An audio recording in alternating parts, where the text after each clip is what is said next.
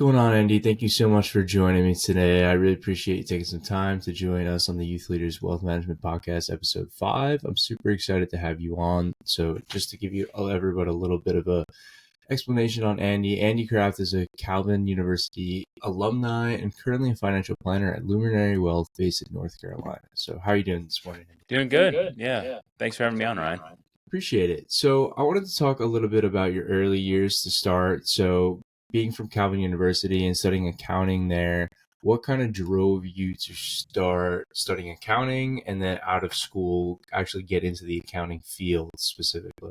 Yeah. So I actually started my college career in engineering. I did one semester in engineering. That's how long I lasted because I was like good at math and numbers. And so engineering seemed like it would be a good fit.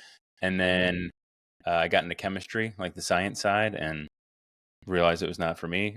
I love science, but when it comes down to like the practical application, I guess I just wasn't good at it.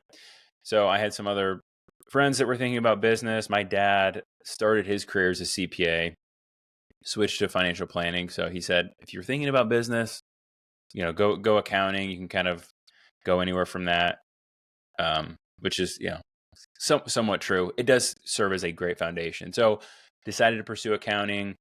I got an internship my junior year at Ernst & Young. This is up in Grand Rapids, Michigan. So I interned there, got a full-time offer, and then I was looking at getting out of Michigan and somewhere warmer. So I just asked, hey, where do you have openings outside of Grand Rapids? And they had an opening in Charlotte, North Carolina. I had never been there. And I said, hey, it sounds like a fun adventure, so let's do it. So I accepted an offer in the Charlotte, North Carolina office, moved down here after I graduated, and then studied for my CPA exam kind of the first year that I was working at Ernst & Young. And then, got my CPA, and it's kind of went from there. Studying accounting sounded like it was very beneficial to you. Going into North Carolina, taking that leap into a new journey is something that a lot of kids can be a little hesitant about. I know specifically myself, like if I got an offer down south, I'm based in New York. It's definitely scary to leave everything that I've known and go down there and just start a new path, which I think is awesome. So your experiences at school really helped you get into the accounting fields, and the guidance from your dad. I think that's a really valuable path going into accounting because there's so many things that you can do with it, and like you're doing yourself. So I think that's super cool. So then a question that I come from that is you started working with an accounting firm, EY, which a lot of people know. At Binghamton, we do a lot of recruiting from the big four accounting firms, EY, and all those guys. So what was it like to work in wealth management at a large accounting firm like EY? So I started in audit when I first, because that's what I did my internship in.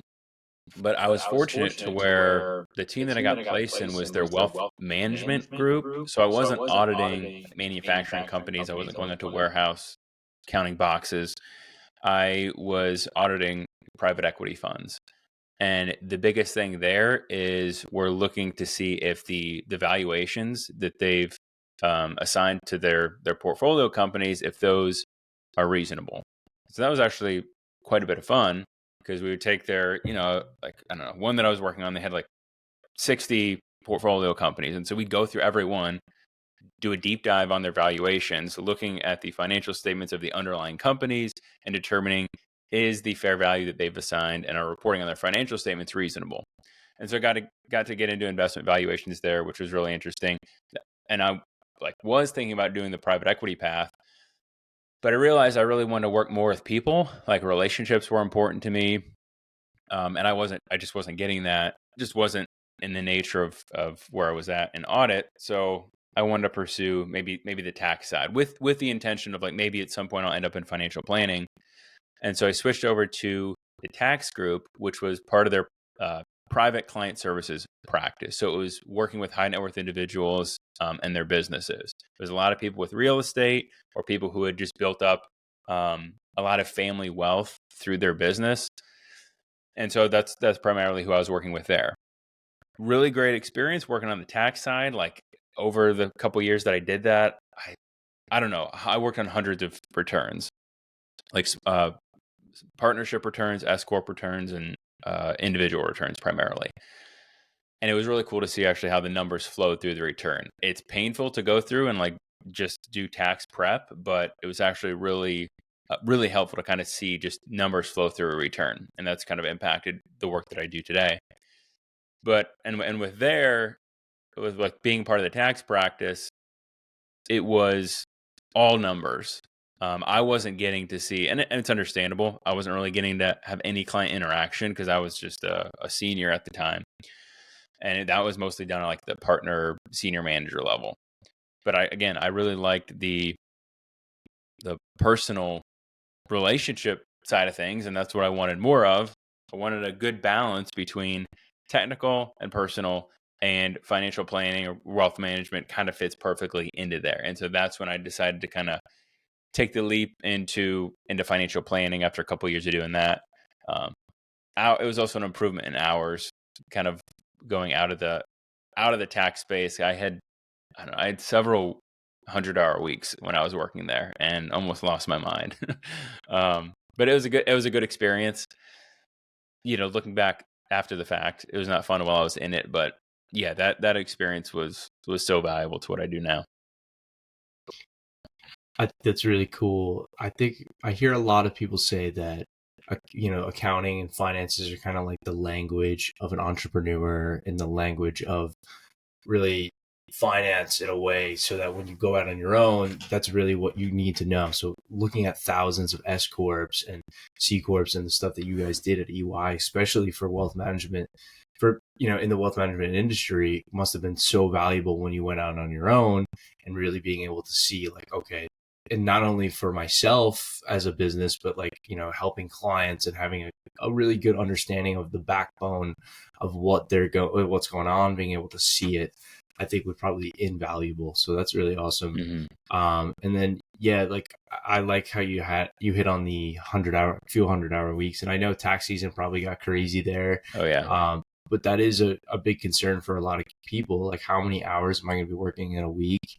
Is it going to be something that I'm making a lot of money because I'm spending so much time in the office and I don't get to go home, that too often. So I think that's interesting too. So yeah, I appreciate I think the accounting field is kind of going through a midlife crisis right now, because there's not enough staff to work, and so they're overworked, and they're not getting paid like investment banking level.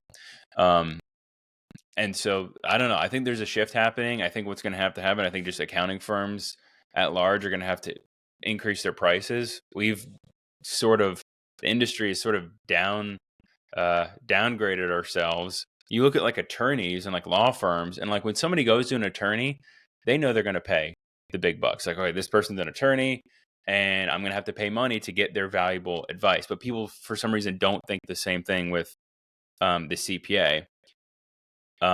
Even though and I'm a little biased here, but like the CPA pass rate is less than the bar exam. Like the CPA exam is harder than the bar exam, but yet I think a lot of CPA firms have the fees have been a race to the bottom. They just try to get their fee as low as possible to get the clients. When in reality, like, no, there's a value that comes with like having seen hundreds or thousands of returns, and like your fee, if you hire a good CPA, can more than make up the fee that you would pay them. And so I think CPA firms are just going to have to increase their fees, and in order to be able to pay competent staff to come in and pay them what they're worth without the insane number of hours. Yep. I think that's a great point, because sometimes as humans, we look at the price of something and we kind of commoditize it in the sense that, oh, we can get a cheaper service that's like the same, maybe in the same way, from someone maybe less experienced, or just at a different price point. But in reality, those prices that you're paying for with lawyers and good accountants, good financial planners, is the experience and the wisdom that is behind them. Like you said, seeing thousands of tax returns is something that you should be able to charge a lot of money for, because you just have the experience and you're going to save the client money, with that hindsight of having done it so many times. And maybe that's physically a problem that can take you 15 minutes to solve is something that the ordinary person would have no Right. clue on how to solve it. And that's why you should be compensated for that amount of time, which is something that people tend to forget with a lot of fields. Paying your professionals, I think, is super important. They spend so much time going through school, going through tests. Like you said, the CPA is harder to pass than the bar exam based on pass failure rate. So I think it's really important to remember when you're dealing with any professional, how much time did they put in to get to this point? Are they being compensated fairly for the amount of time that they did? So I think that's really important that you hit on that. So that's awesome. So going from that, I think you have a very unique situation that you have both a CFP and a CPA. So what are the benefits and maybe what are some drawbacks to having both of those designations? Yeah, it's funny you mentioned drawbacks. I will get to that. I think they complement each other very well. So I'm in the financial planning space now. I don't prepare tax returns. So it works really well because having the CPA, when I'm thinking of a financial planning strategy or an event that somebody's going through, in my mind, like there's the investment side of things, but then I'm also kind of running those numbers through a tax return in my head. Okay, what does this mean from a tax perspective? Because poor tax planning can completely erase fantastic investment management. You could get great returns, but if your money is just getting eaten away in taxes, then what was it all for? You need both. You need solid investment management, financial planning strategy, but part of that in a more holistic, comprehensive approach is to also factor in taxes. And so in my mind, I'm having the CPA, the tax experience. I kind of just think all the time, what are the tax implications? And so they go together really well. The CPA, in terms of the exam itself, the CPA goes very deep on tax and accounting. The CF on a few topics. The CFP exam is more high level, but it hits on a bunch of different topics like insurance, investments. It does hit on taxes. Just like estate planning. It hits on like everything. So it's like an inch deep and a mile wide, where the CPA exam is like an inch wide and a mile deep. So they're very different, but they complement each other very well. In terms of the drawbacks, the only drawback is like when I have both after my name, people see CPA and they just automatically assume I do taxes. Now I do own a tax firm with my brother, so I don't actually prepare the taxes, but so it works out fine. But a lot of people see CPA and they're like, oh, okay, so you prepare tax returns. It's like, well, no, I used to. Now I'm on the financial planning side, so it's just having to make that clarification. But overall, as a whole, I think they really complement each other. I love you mentioning a mile deep or an inch wide and a mile deep. That's something that the place that I'm interning at this summer has said a few times. And I kind of love that expression to really get down into the roots of something. And I think there's benefit in doing both, going a mile wide and an inch deep in different aspects. So I think it's cool that the CFP is more of a wide variety of things compared to the CPA, which really nails down on the taxes, which obviously makes sense. But I think that's interesting. I would think that you have a very unique edge when it comes to financial planning and being able to really see the full picture that maybe regular CFPs wouldn't necessarily have. And I also think it's funny that people will confuse you as just, doing taxes, which is like the very bare minimum of what you can do with both of those. So the people that recognize that, I'm sure, can take much advantage of your talents when, they need a problem solved, which is really cool. I think that if I were to be going to school for accounting, I would probably go a similar path that you are right now. It just seems like in the coming years, you're going to have to make yourself unique in certain ways to really be able to compete, I believe. So having a CPA and a CFP is very unique. And I think that's going to be something that makes you not commoditized, like we were talking about before, where you could just talk about like, oh, who's going to charge me the most? Who's going to charge me this? And, get away from a price-based structure. And it's like, why am I going to go work with Andy? Because he's got special expertise compared to just a regular CFP or a regular CPA. And I say they complement each other. I'm not saying that like to be a successful financial planner, like you have to be a CPA by any means. Like I know a lot of brilliant people that have no designations, but I do think that there is a value, even if you're just pursuing your CFP or just pursuing wealth management and understanding taxes. And so there are a lot of like, I mean, you can do courses online. I know some people get their EA designation. That's one path you could take if you don't want to do the full CPA. There's another program, I think it's Surgeon, Income Tax School. They have and I don't know how much it is. I think it's under $1,000, but it's a very deep dive on taxes. And if you just want to get a really good view of taxes without doing a CPA exam, like you could do continuing education that I think would enhance your financial planning or wealth management skills. Absolutely. Being able to understand taxes and maybe not go as far deep as a CPA would, I think, is very beneficial to be able to give the best advice and, to be able to actually work with CPAs, because so many financial planners may have relationships with CPAs and refer clients back and forth, and to be able to at least give breadcrumbs of the information that one or the other could give you the full answer on, I think is valuable too. So I wanted to transition a little bit into Luminary. So your practice in Luminary, I know that you also have the accounting firm with your brother, so which I think is cool. So at Luminary Wealth, I know that when I looked at your guys' website and I looked at your LinkedIn profile, you had a niche specifically with like 30 to 40s entrepreneurs. Correct. Yep, that's generally who I work with. Yeah.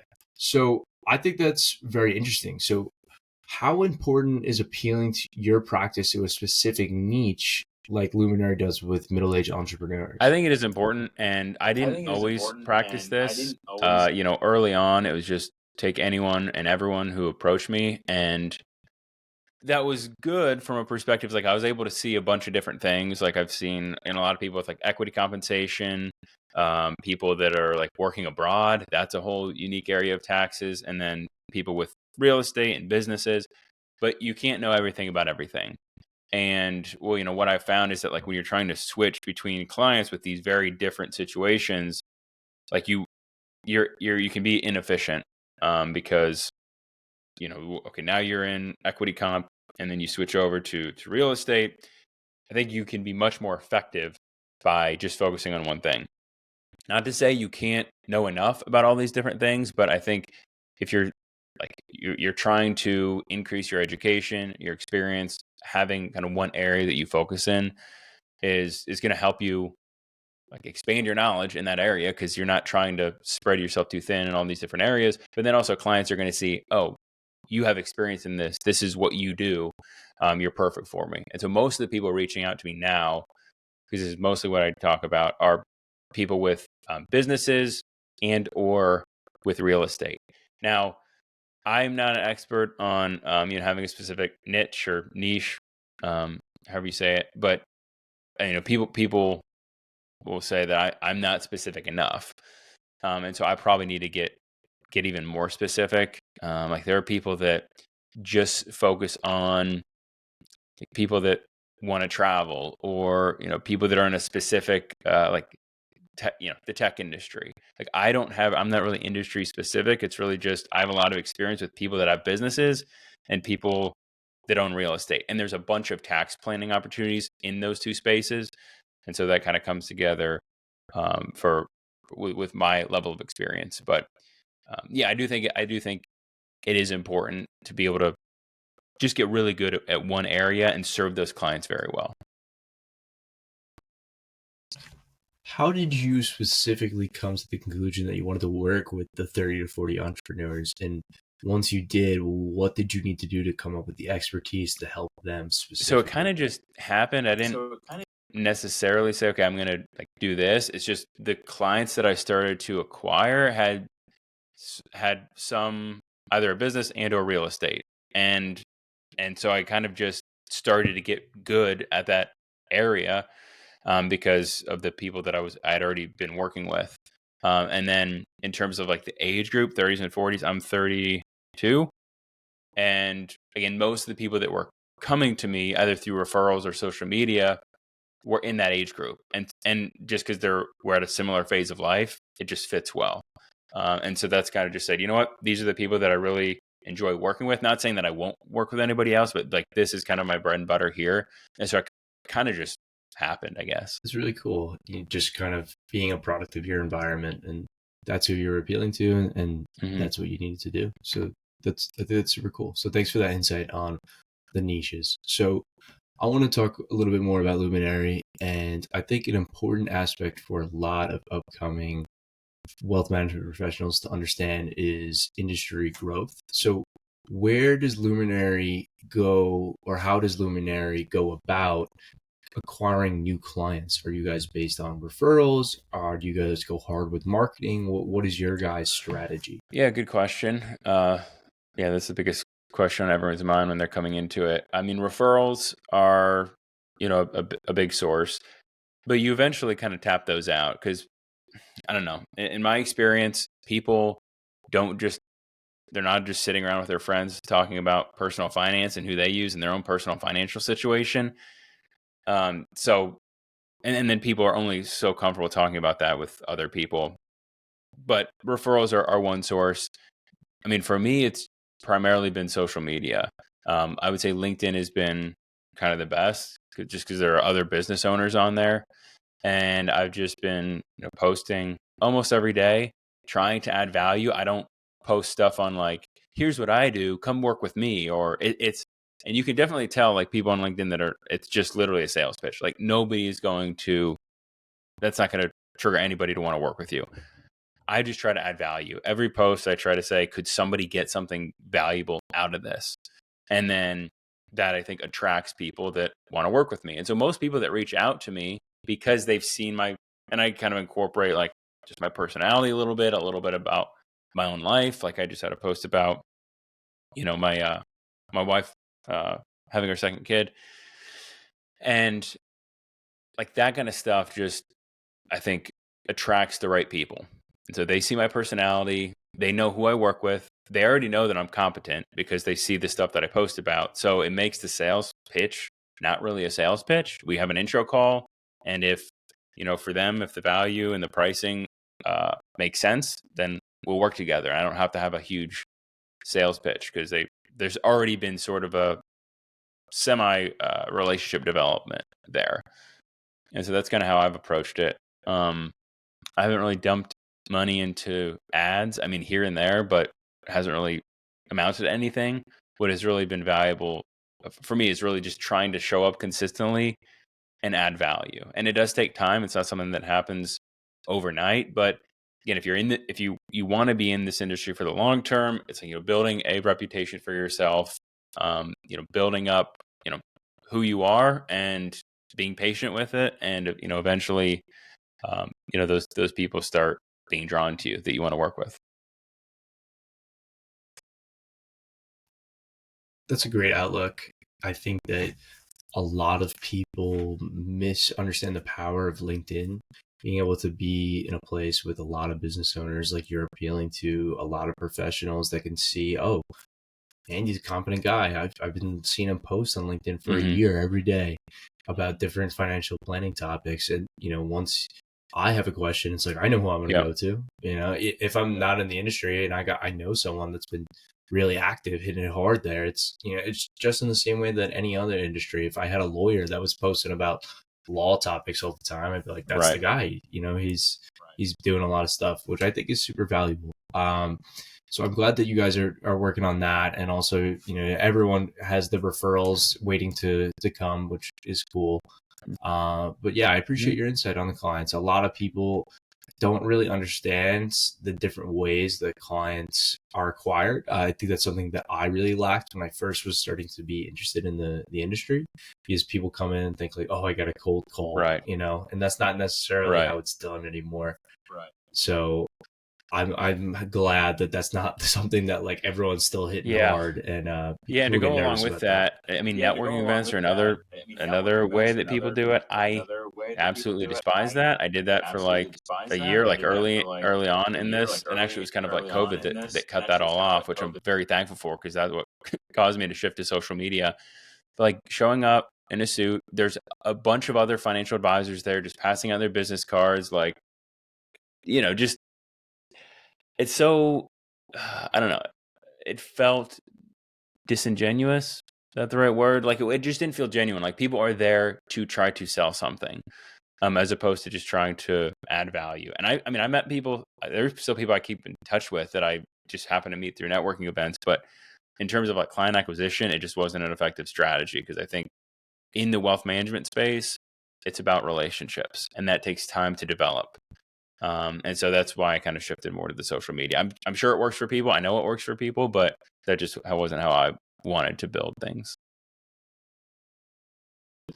Yeah, that definitely makes sense. Sometimes you don't want to feel disingenuous, regardless of if it works for other people and how you feel. I think that being comfortable is an important aspect of it too.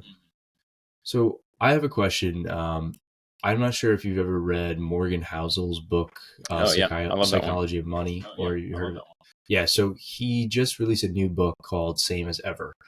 And as I read it, a big theme of the book is that people try to learn a lot from looking at the past and using it to predict the future and what's going to happen. In the book, he says maybe we should be looking at what has happened in the past and what continues to happen. So what stays the same? So we often try to predict how the future will look and change, but I think that there's a lot of value in knowing what's going to stay the same. So as artificial intelligence rises and technology changes, we in the wealth management industry are tasked with understanding what is going to happen, and people make a lot of predictions. So a question for you that I have is, what do you believe won't change in wealth management as technology continues to improve? Yeah, that's a great question. Something I've been thinking about a lot, and I know other people are talking about. I think when it comes down to it, something that can never be replaced is the human element, the relationships. And so much of this job is about that relationship element. I've had, just to go through some like life events that I've had that the clients have shared with me. About 3 years ago, I had a husband and wife came in. She had a cancer diagnosis, brain cancer. That's something that they want to share with another human. And they want somebody that can express real empathy about their situation and give them guidance on, okay, what are the next steps to prepare for the next few years. That's not something they want to type in Chat GPT or share with an AI version of Mr. Beast. That's something that they really want a personal connection for. And then, to go along with that, a few years later, unfortunately, she passed away. And so helping the spouse deal with that and everything that goes along with that. Same thing with divorce, marriage, having kids, changing jobs, moving across the country, starting a business, selling a business. Like, these are all things that people don't just want like an algorithmic answer from somebody. They want a human. Give me your experience with this. I want to hear your human thoughts on my situation, and based on your life experience, how do you feel about this? And, express empathy and understanding as opposed to just a generic response. Now, I think AI can help with like some of the analysis, the number crunching, all that. But when it comes to empathy and the relationship piece of this job and the trust element, I don't think that can ever be replaced. I'm sure some people might be fine with that, but I think a large majority of people in the end are going to want that one-on-one connection. Again, I think that's something that just will never be replaced. Surely humans will continue to want to interact with humans on the deep empathetic level in situations like that. Everybody wants to go to a computer and everything when they're in the good times and want to know how to make money. But when you have these tough situations that are really life altering, like you said with the brain cancer, it's just debilitating. And it's something that you don't want to type into Google and say, what should I do? It's something you want to talk to a real human that can give you that advice. And I think that's really important to remember as technology advances. What humans provide is not necessarily always a tangible number or price point. It's deeper than that when you're connecting with humans, and I think that's really important to think about as well. Yeah. So, Andy, as we kind of wrap up here, we have a lot of college students that are interested in wealth management. And, like myself, I think back to 2 years ago when I really didn't know what I should be doing or where I should be going, where I should be looking. So I kind of want to ask you, like, what would be one piece of advice that you would have for students or young professionals that are looking to get into the wealth management industry to succeed? Yeah, good question. There's so many elements to it. I think like the technical competency comes first. And I know that's not an exciting answer because, you'll see people on social media or YouTube and it just like looks so easy and they have, they throw out these strategies that sound interesting and, you could just regurgitate those. But I think when it comes down to it, like you have to be able to deliver great client service and that requires a technical competency. So that does have to come first. And sometimes that comes with experience or just doing your own reading. I mean, like what you're doing, you're, way, I think beyond what, or at least where I was when I was coming out of it. You already have the aspiration and now it's kind of like harnessing that and using that to educate yourself. And there are a bunch of resources out there. Like, Michael Kitces, they have a huge financial planning resource with webinars and articles that like do deep dives, on stuff.